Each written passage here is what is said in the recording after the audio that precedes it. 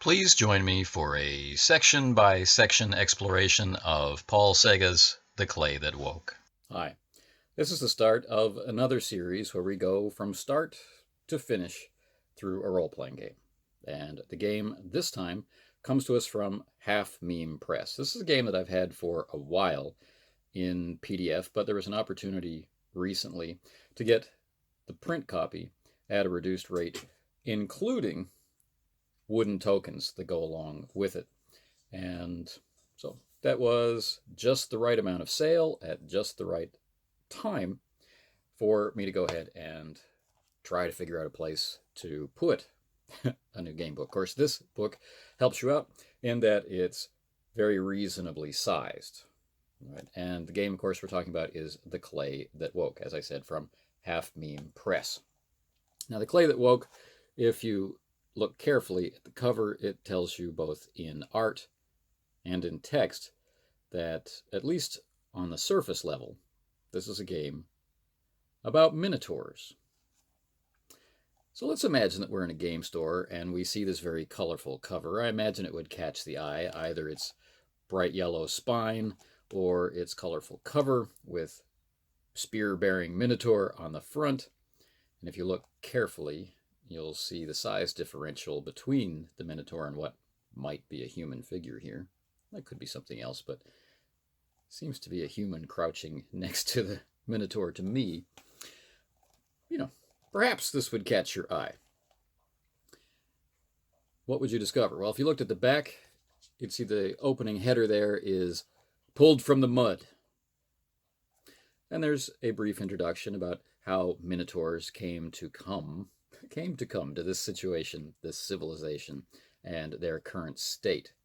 Then it tells you that The Clay That Woke is a role-playing game set in a richly imagined world with immersive character play guided by an inspiring, unique, token-based oracle. And they give you a preview of the tokens. And it concludes with, it's a world sundered by an eerie, perilous jungle, dangerous work, injustice, and strange disembodied entities. It will find its future in your doings. Okay? So the game is going to provide you with a setting, according to this statement. It's going to provide you with a starting point, and once you've started, the things that you choose to do with your characters will now matter. That sounds all right. Now, the word immersive was used both here and prominently here, and new immersive role-playing game like nothing you've seen before. So pretty bold claims on the front. So I'm very curious to see how these bold claims will be turned into the reality of The Clay That Woke. So let's look at the book just a little. The book itself, as I mentioned, is a very comfortable format, easy to carry around with you, quick to read, you'd imagine, with a font that's on the small side, which I prefer, and wide margins, and evocative and a reasonable amount of art, both just as splash pages and as extra explanatory detail in the text. And so inside the front cover of the book, you'll find a breakdown or walkthrough of all the different tokens. Right. And then on the back cover, we have what's called beginning advice on one element of gameplay and a bio about the creator. Okay, so that's our first impression of the book. It should be pretty quick to read. It promises something we've never seen before. We're going to be playing minotaurs. We're going to be using tokens in play. The intent of play is to be immersive. Now, the term immersive is not described anywhere in here. It it's assumed by the writer that you know what he's talking about, which anybody watching this channel knows is an error in communication, because clearly we don't know what we're talking about when it comes to that word. In fact, there are people who claim to hate that word, or they claim that immersion is impossible. You should stop talking about it. But very few people exert the effort to tell you what it is that you are immersing in. Is it the gameplay itself? Is it the character? Is it the camaraderie around the table? Is there some kind of, deeply involved calculation or estimation of odds? There are a variety of things, most of which are not in the list I just gave, for a player to immerse in. Which one is this? Who knows? We'll have to read to find out. All right.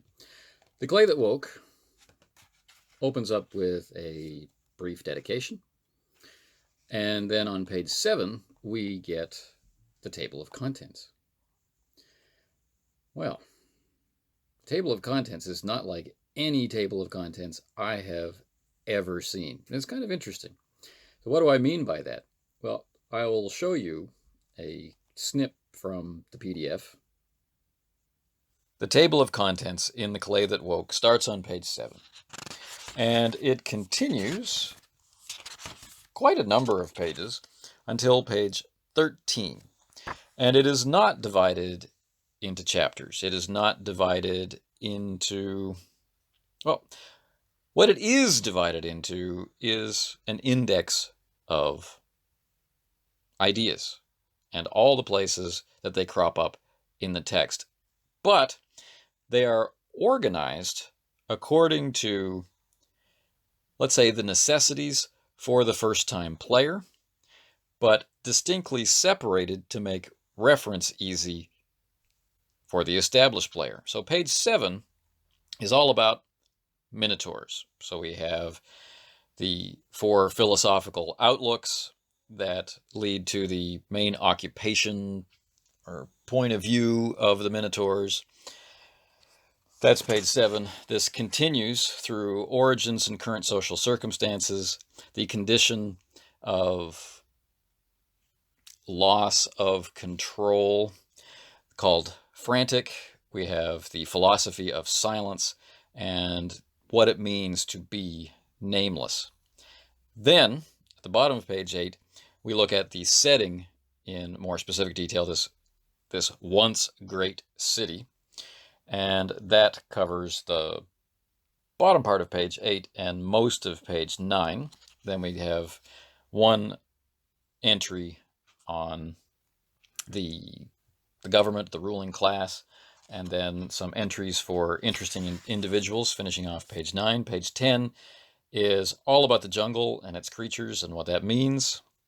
Then page 11 is all the game concepts, called The Means of Play. This covers understanding tokens, what is role-playing, the creator of lots, and continues on to page 12 with conflicts between player minotaurs, death, gifts, truths and possible truths, regard, the nameless conversation, entering the jungle, leaving the jungle, game master responsibilities, and the final admonition to play until it's clear whether society will enter a new age of greatness or not. So, not so much a table of contents, although it is, not exactly an index, although it is. It serves a variety of functions, primarily as a swift means of reference with the printed book. If we look on page 11, we have the means of play. So just skimming down that page, the means of play, we've got understanding tokens, which starts on page 25, and we have references jumping all through the book, 21 to 22, 25, 26, 71, 94, 105. These are all references to name tokens, and so on and so forth. So some entries only have one page, such as gaining life tokens. That has a single page. No tokens has a reference from page 67 and 68.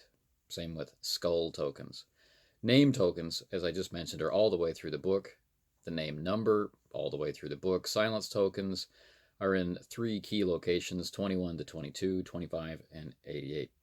So even though the author has chosen to have game concepts presented throughout the course of the book, they have done an awful lot of work, I think, in making it accessible to you right up front.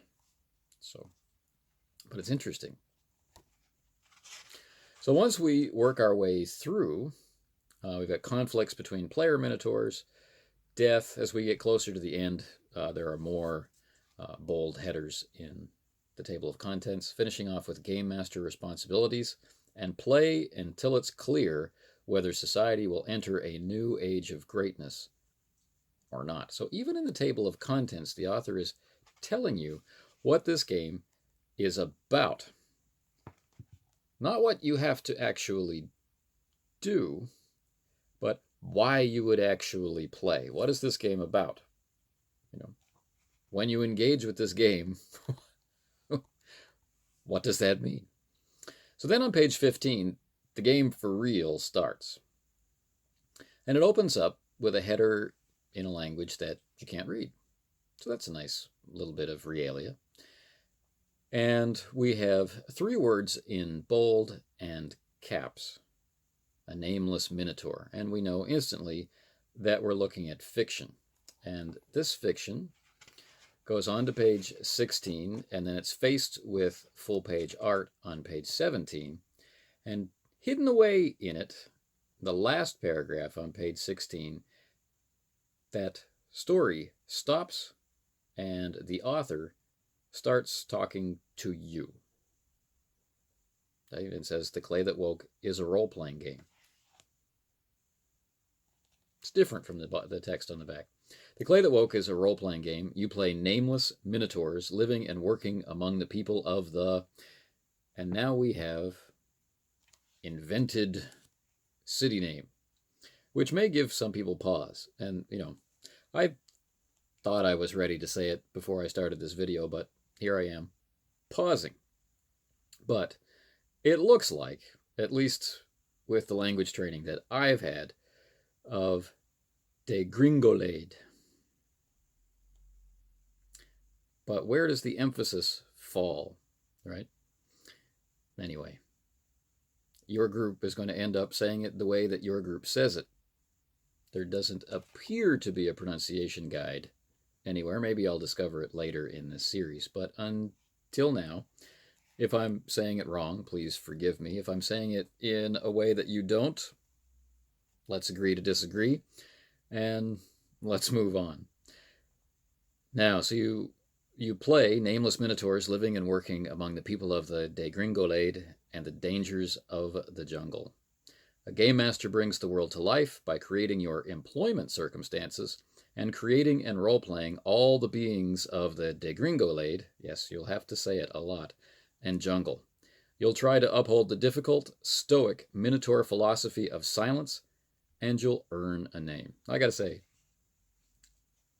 it's this much text. It's a tiny paragraph, but it's direct. It's telling you exactly what play is for this game. And this is something that there are an awful lot of games that don't do either at all or anywhere near so succinctly. And the value of that concision is it more easily penetrates the understanding of the player. Do they want to do this or not? What is your game really about? So, good start.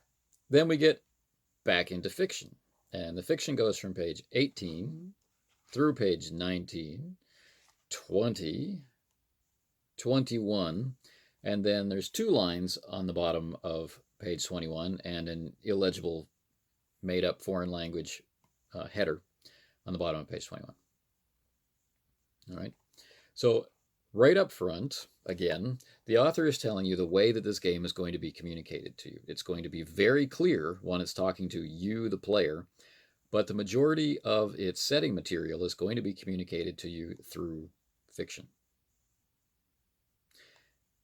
And one hint that I can offer, having already read it, is that what happens in the fiction is just the beginning of what can happen in play, and there's nothing promised in the fiction that you cannot accomplish in play.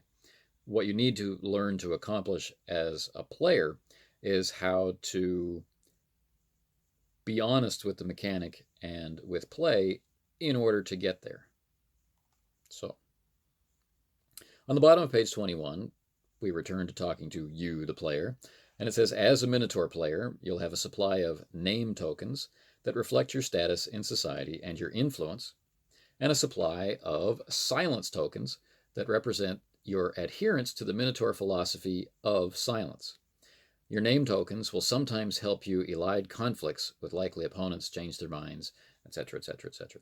Now, each time it mentions a game concept, such as a name token or a silence token, these terms, which are in the table of contents, are in bold. So again, helping the reader read and understand. So then the game steps into trying to help figure out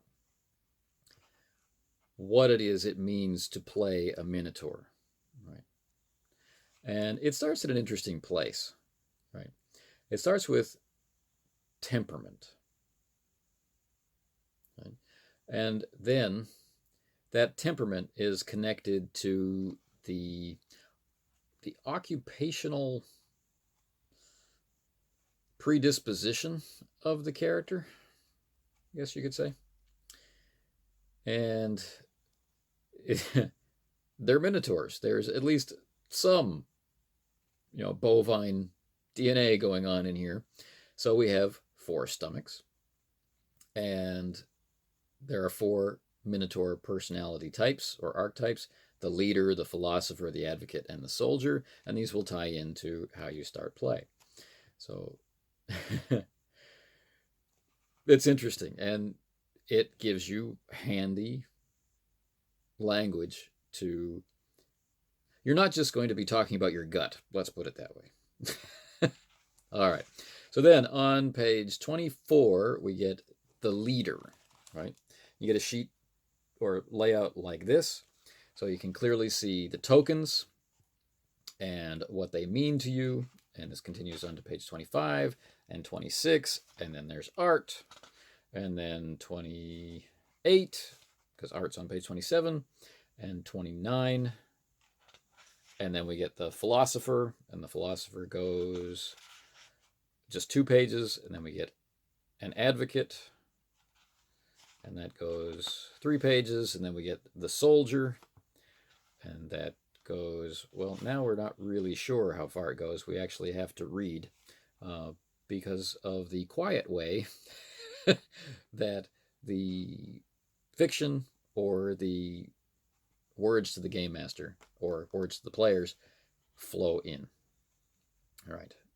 So we find out that the soldier is just 1.5 pages because fiction starts again on page 37, halfway down the page. And that goes on for quite a while, now talking about the cities.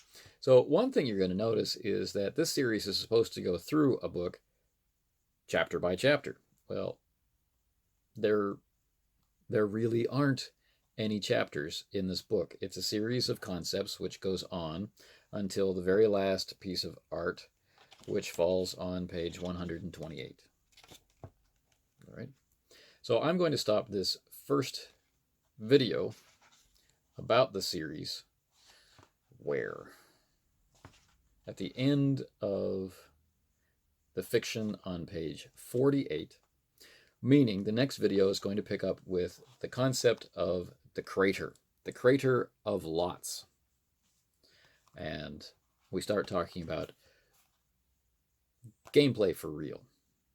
So I hope you've liked this quick introduction to this intriguing game, and hopefully you'll be able to answer that question about immersive play, and, well, we'll see where the series takes us. Thanks for watching.